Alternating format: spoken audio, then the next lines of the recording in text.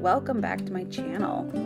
So a few weeks ago, I went to my local library and checked out a handful of books for illustration, reference, and study. I found a couple of nature books that I wanted to use for sketching and checked out this field guide of birds of Illinois.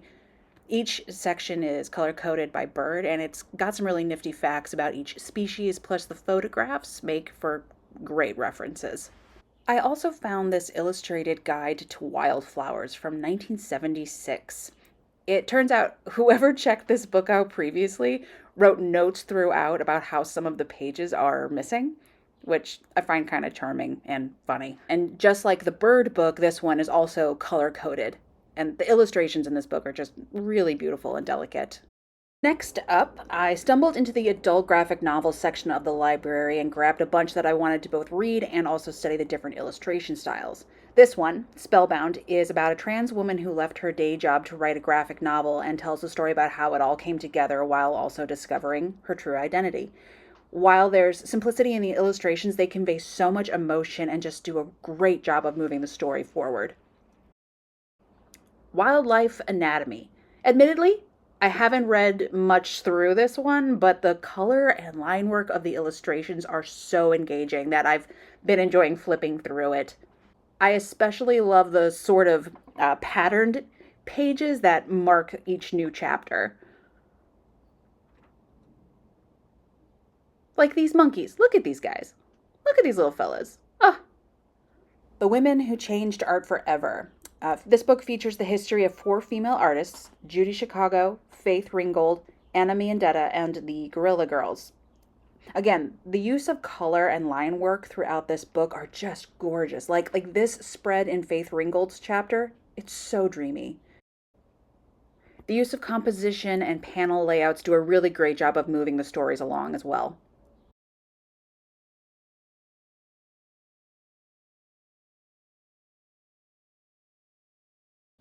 Lastly, When I Arrived at the Castle. This is a short fairy tale / horror story. It's just stinking beautiful. This is another example of great composition and layout, and not to mention how to use a limited color palette. I love this one for the way it shows the characters walking through the castle.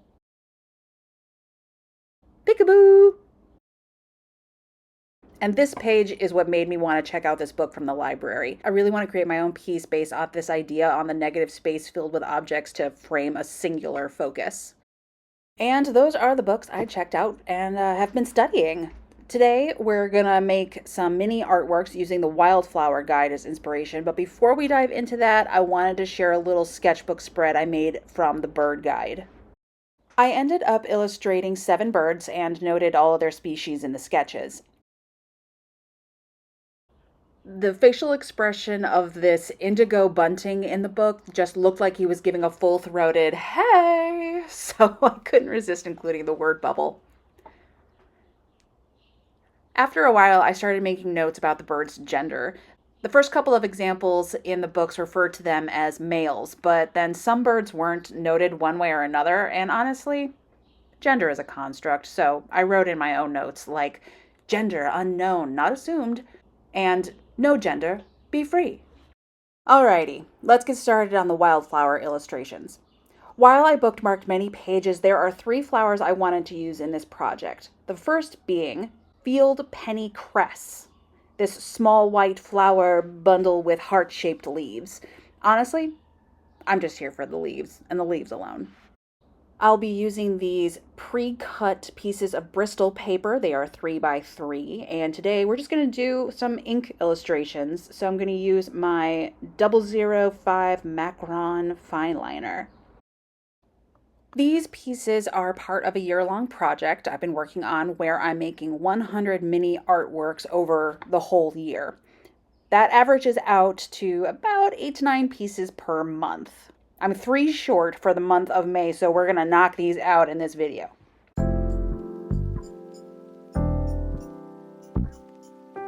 So let's be clear. These illustrations I'm working on are not meant to be direct copies from the book. No. I did some preliminary sketches before recording because I'm trying to create something based off of the overall shapes and obviously using a different medium than the one in the reference. I picked these particular flowers because the shapes lend themselves to the mid-century style that I naturally gravitate towards, so I wanted to explore that within the context of these mini pieces. The next piece is going to feature mugwort, this slender, delicate creature right here.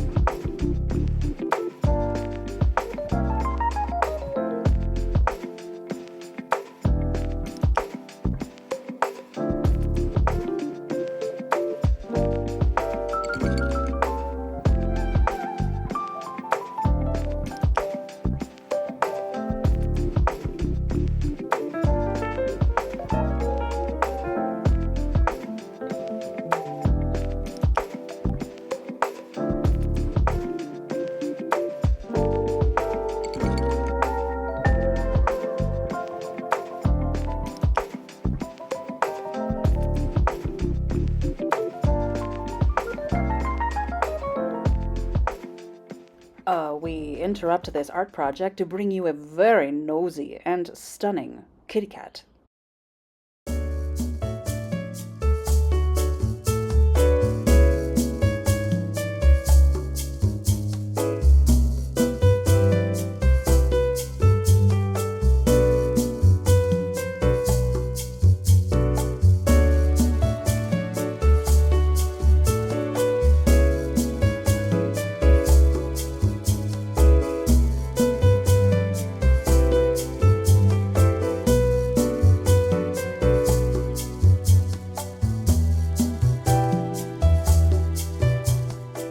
Alrighty, back to work. In this last piece, I'll be focusing on the apple rose / downy rose.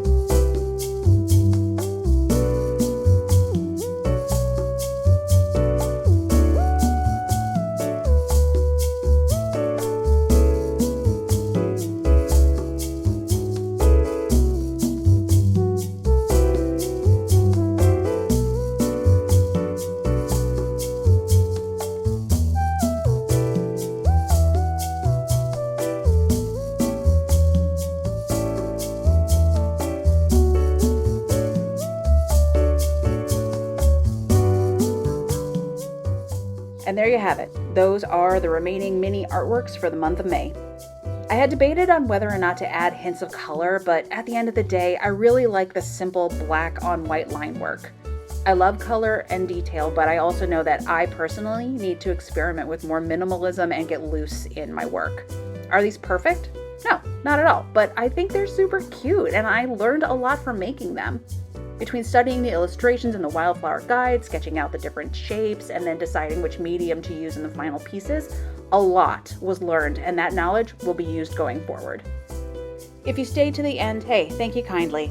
If nothing else, I hope this video inspired you to visit your local library. They are such an incredible free resource and they really need our support now more than ever.